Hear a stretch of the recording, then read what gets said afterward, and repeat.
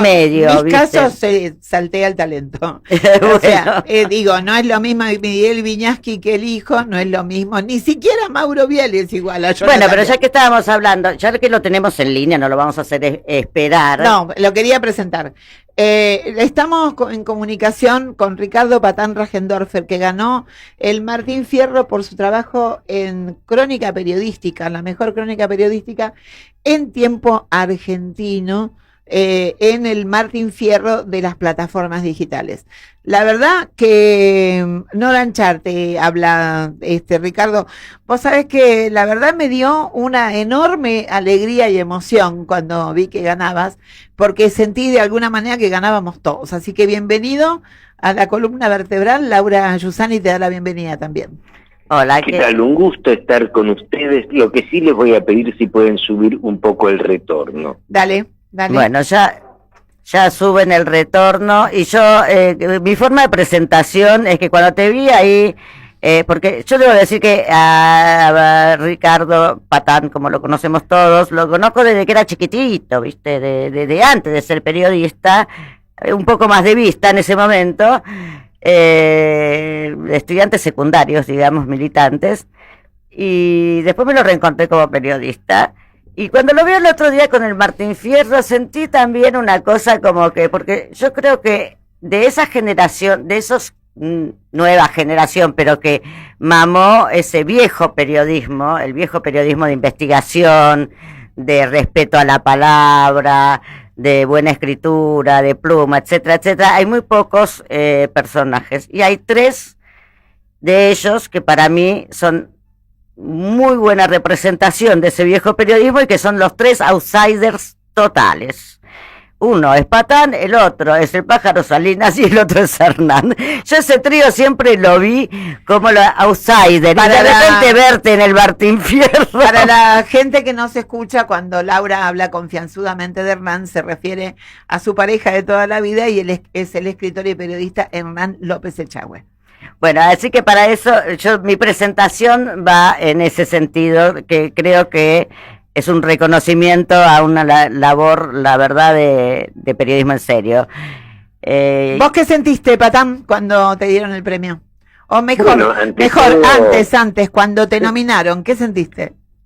Mira, una gran sorpresa y una sensación de incordio, porque sentí que eso me obligaba a ir a un lugar al cual yo no tenía ganas para no ganar absolutamente nada. Pero mi segunda sorpresa fue haberme ganado la estatuilla, ¿no? Lo cual me causó desde luego mucha alegría y comparto lo que vos dijiste, este premio es para todos nosotros y cuando digo nosotros excluyo expresamente a todos los alcahuetes que pululan en este oficio, ¿no? Sí, vos sabés que a mí además me llamó mucho la atención cuál fue la nota por la que te dieron el premio, que es Durmiendo con el enemigo, el factor Villarruel. O sea, es toda una declaración política, digo, haber premiado esa nota con esos contenidos. ¿Te sorprendió vos también? Sí, vos sabés que como escribo muchas notas por año, más de 100, olvido la mayoría de las notas que escribo hace ya meses, que escribí hace ya meses, ¿no? Prácticamente no la recordaba. Y cuando regresé a mi casa con la estatuilla, me puse a buscarla y me puse a leerla, y no solo me sorprendió la elección que hizo Aptra de este premio, hay que aclararle al público uruguayo que Aptra es la entidad que me dio dicho premio, sino que además fue una nota bastante premonitoria, porque la escribí creo que en julio de 2024, y abordaba, yo diría, el principio de una trama que recién ahora está comenzando a estallar en mil pedazos, que es el vínculo entre Javier Milei y su vicepresidenta Victoria Villarruel. Y nosotros en ese movimiento de pinzas. Te hago una pregunta más de las formales, diríamos, respecto del tema del premio, y después la dejo a Laura con vos. Vos formás parte de Tiempo Argentino. Tiempo Argentino en algún momento tuvo que tomar la decisión de transformarse en cooperativa para seguir adelante. ¿Cómo es, además de la temática que premiaron, ¿no? ¿Cómo es además que se haya premiado a una cooperativa de trabajo como es Tiempo Argentino? Porque, digo, también está premiado el medio en esto, ¿no? Sí, es realmente valorable eso, es realmente valorable porque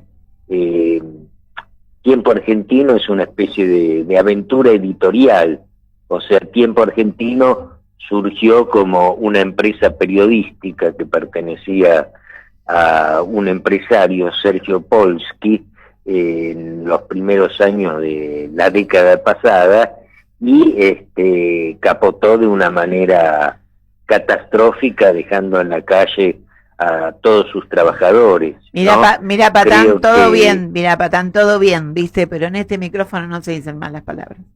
Y vos acabas de decir Polsky. No, exactamente. No me ofendas mi delicado paladar. En ese sentido, la capacidad de resiliencia de sus trabajadores reflotó ese diario, convirtiéndolo en una cooperativa. Yo lo dije en su momento cuando me entregaron la estatuilla, y que es un lugar donde nos sentimos muy orgullosos de ser dueños de nuestras palabras. ¿Laura? Sí, sabés que además el Tiempo Argentino y nosotros, la Columna Vertebral, nacimos más o menos en la misma época, y me acuerdo que el primer programa que tuvimos nosotros, el primer invitado fue Claudio Mardones, porque justamente estábamos tratando todos un poco de salir a flote de la manera que se pueda, ¿viste? Yo no sé cómo... A veces, supongo que a vos te pasará también, que uno se pregunta, aquí me lo fa fare, ¿no? ¿Por qué esta voluntad de seguir trabajando en esto que no te da un mango? Ves todos los otros periodistas ricos, los majules, los qué sé yo, obviamente son empresarios más que periodistas, pero algún cierto placer, por lo visto íntimo, nos debe dar, más que sacrificios, porque acá estamos, ¿no? Sí, a mí me produciría mucho aburrimiento hacer un tipo de periodismo que no me gusta hacer, ¿no? Y no me refiero solamente al aspecto ideológico del asunto, sino tampoco, por ejemplo, me sentiría muy feliz escribiendo ponele sobre espectáculos, ¿no? Claro. En ese sentido, el tipo de periodismo al cual me dedico yo, el periodismo policial, o como yo prefiero decirlo, el periodismo delincuencial, que abarca también lo que asimismo se llama el periodismo político, porque los políticos son tan delincuenciales a veces. Exactamente. Es una especie de aventura, la investigación en sí. En consecuencia, la nota periodística no es sino el informe de una aventura, ¿no?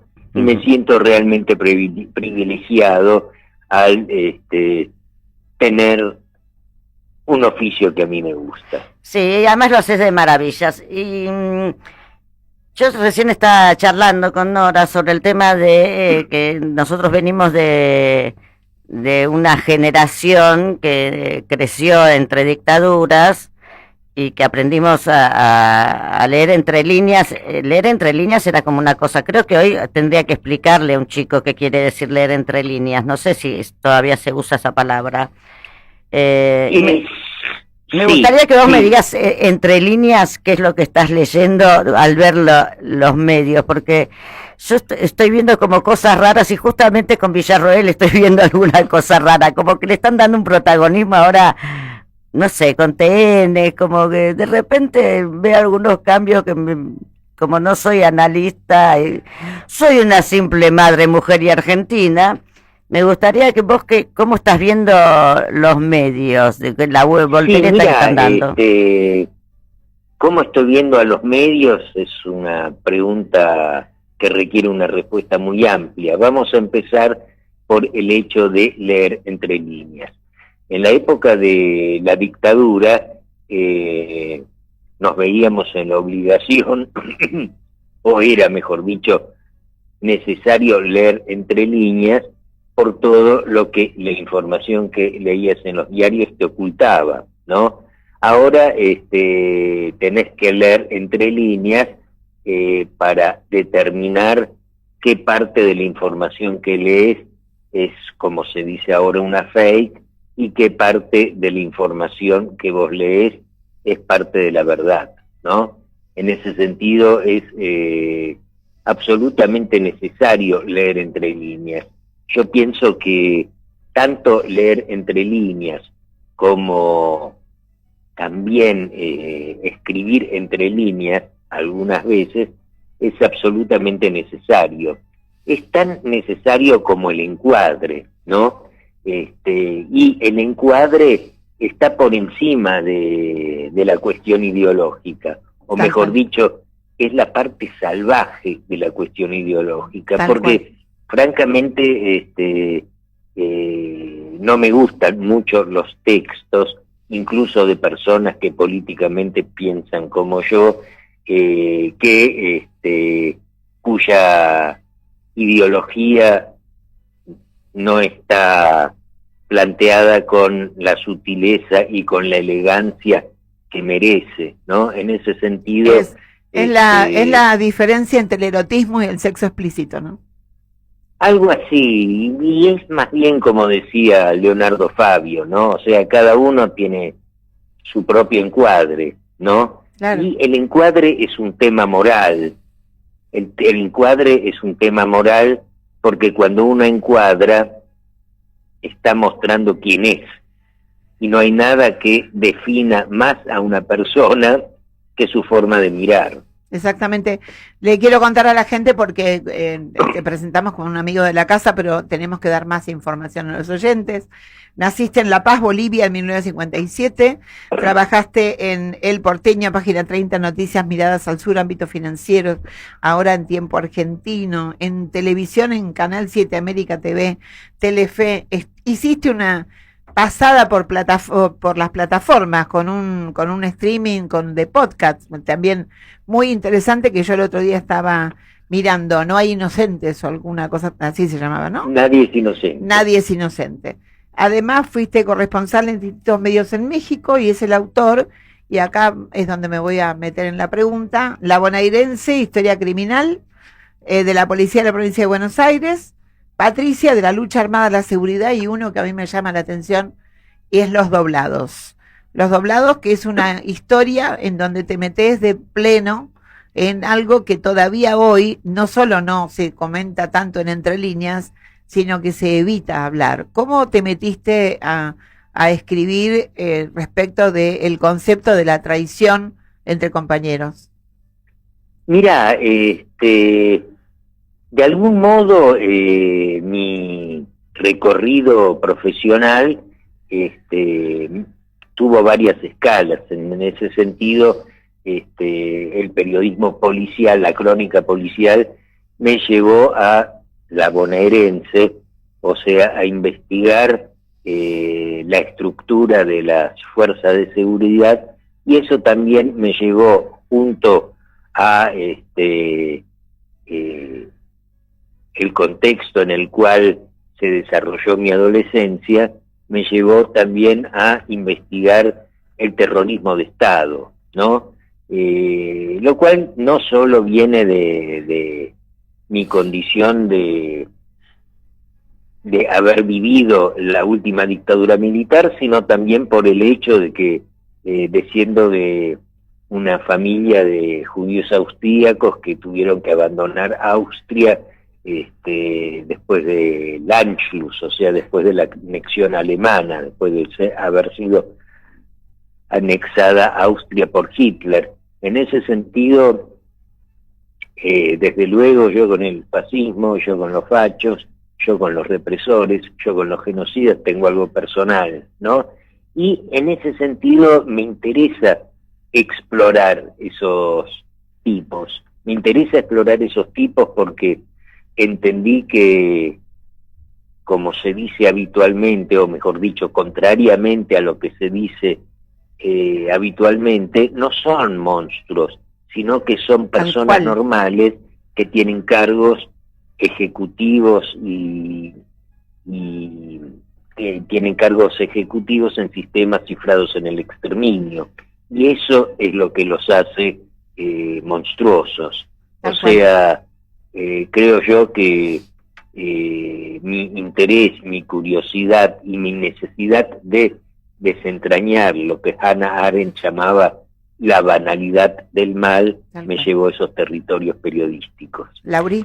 Sí, y ya dando un poquito la vuelta, ya que estamos entrando en tu especialidad, que fue la bonaerense, que fue los doblados, etcétera, me gustaría saber qué pensás de Patricia Bullrich y de este nuevo anuncio formal de infiltrados casi de cuadros formados por el gobierno nacional para infiltrarse en organizaciones sociales y políticas.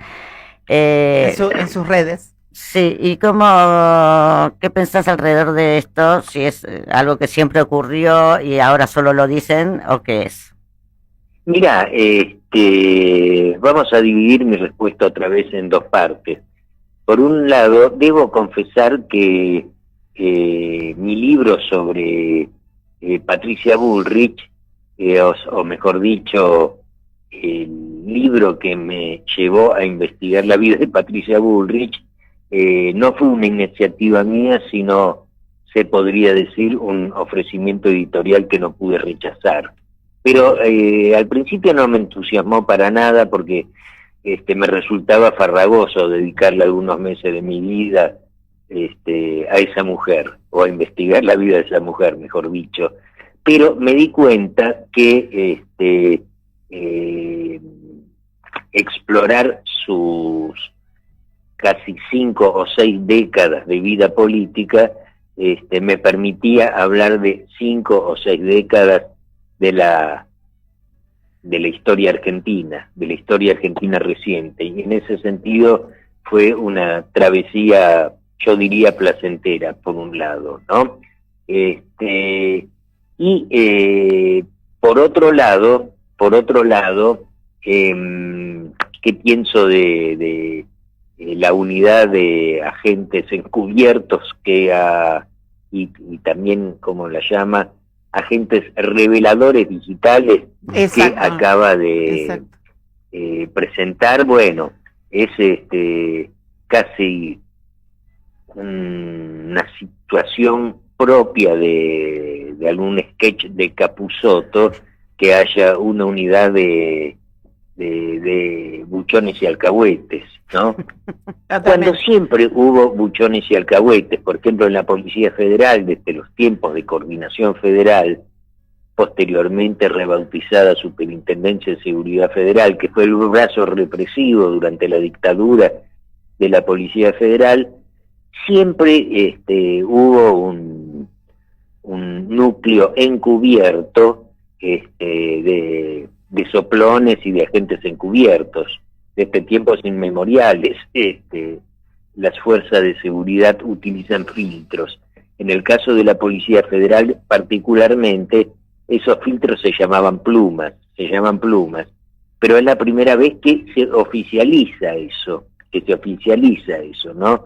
Lo cual es un dislate desde el punto de vista literal, porque la única manera en que funciona un cuerpo clandestino de esa especie es precisamente en la clandestinidad. Claro. Y la oficialización del mismo, realizada por Patricia Bullrich, la cual debe contar con la autorización y con el monitoreo de los juzgados que están instruyendo las causas en las cuales se infiltran agentes encubiertos, es romper ese secreto, razón por la cual tarde o temprano, y por el simple hecho de que toda causa judicial tiene un fiscal que solicita esa acción encubierta, pero también hay un abogado defensor que no debe desconocer eso, o que tarde o temprano se entera de ello en defensa de su cliente, pone en riesgo la identidad secreta o el encubrimiento, valga la redundancia, de la identidad de estos agentes encubiertos. Viste que dejar estas cosas de la inteligencia en manos del fanatismo, de la inexperiencia, me hace acordar de alguna manera a cuando, no me acuerdo el nombre de la señora 5 de la CIDE, que decidió dar a conocer los nombres de todos los agentes porque eso era transparencia. Faltaba que hiciera una fiesta de egresados, ¿no? Esto fue creo que en la último periodo de Cristina o en el periodo de Alberto, no me acuerdo, pero fue en un momento así que yo dije, ¿cómo digo, nada, era la esencia misma del secretismo, de la inteligencia que quedaba descubierto. Mientras estamos conversando con vos, hay un televisor acá en el estudio, y entonces estaba viendo un título que me llamó poderosamente la atención. La asesora del gobierno de Estados Unidos está en este momento estaba dando una nota en La Nación Más. Se llama Daniel Álvarez, ella. Y entonces la bajada, el graph, decía: Trump es cómico, brillante y muy cariñoso, decía. Y además de esto, en el contexto de que lo que estaba ella vendiendo es que era la invitada especial, o sea, estamos diciendo una asesora del gobierno de Estados Unidos, al Festival Derecha Fest que se va a llevar en Córdoba terrible, durante esta semana. Si yo fuera tu jefa editorial, querría que lo cubrieras. ¿Te gustaría cubrir semejante dislate? Sí. Además, digamos, vos sabés que una de las cosas recurrentes que encuentro en todos estos hechos, y el que vos que acabas de mencionar es uno de acá Luján, es que lo más atroz de la realidad, y no solo de la realidad argentina, sino también de la realidad mundial, es su estructura de chiste. Claro, claro. O sea, si no causara tanto sufrimiento, claro, sería divertido. si no causara tanto derramamiento de sangre, si no ocasionara tantas catástrofes, sería muy gracioso todo, ¿no? Sería muy gracioso. Te dejo el cierre, Laurita. Ya estamos yéndonos, así que tenemos que despedir a Patán. De cierre le voy a mandar un abrazo. Tendría 48.000 cosas para preguntarle, pero no tenemos tiempo. No, tenemos poquito. Ay, ¿cómo hablaste igual ¿A quién? a Chiquita recién? ¿Te diste cuenta, Patán, que le salió la misma tonada de Chiquita? No, pero ahora que lo pienso... ¡Ay, me impresionó! Ay, eso no sé si es un halago o una crítica. Es un tremendo halago. Bueno, nada, te quería mandar un abrazo y espero que nos juntemos uno de estos días a conversar y a reírnos un poco de la realidad, porque la verdad que también hay que reírse. Capusotto quedó corto al lado de todo lo que está pasando, efectivamente. Te mando un abrazo y un beso y nos vemos. Muchísimas gracias, Fue un Patán. placer hablar con ustedes y no faltará ocasión de hacerlo nuevamente. Mira, ella viene como Andrés una vez por mes, así que por ahí el mes que viene te pedimos que vengas al piso y entonces tomamos toda la segunda hora del programa para charlar, que va a estar buenísimo. ¿Dale? Dale, será un placer. Bueno, gracias, Patán. Un abrazo. Chao, un beso. Chao.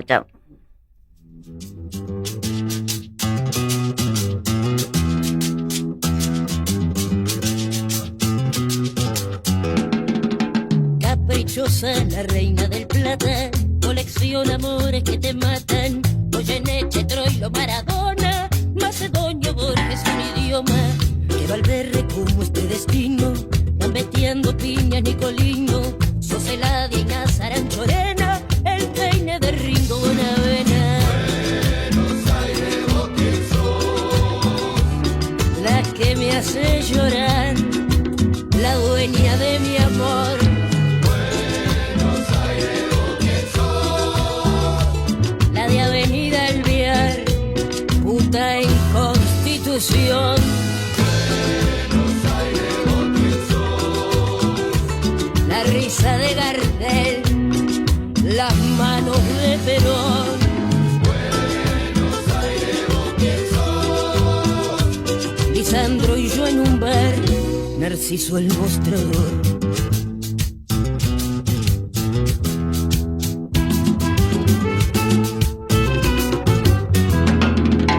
Esta alergia cada primavera, coche que te pisa, bondi que no frena. Soserati, Charlie, Luca Prodan, Nelio Marimansi, Ferrer y Piazzolla, reino del revés de María Elena. Ya no habrá más olvido ni pena, clase media, progre y remolona, merca que acelera las neuronas.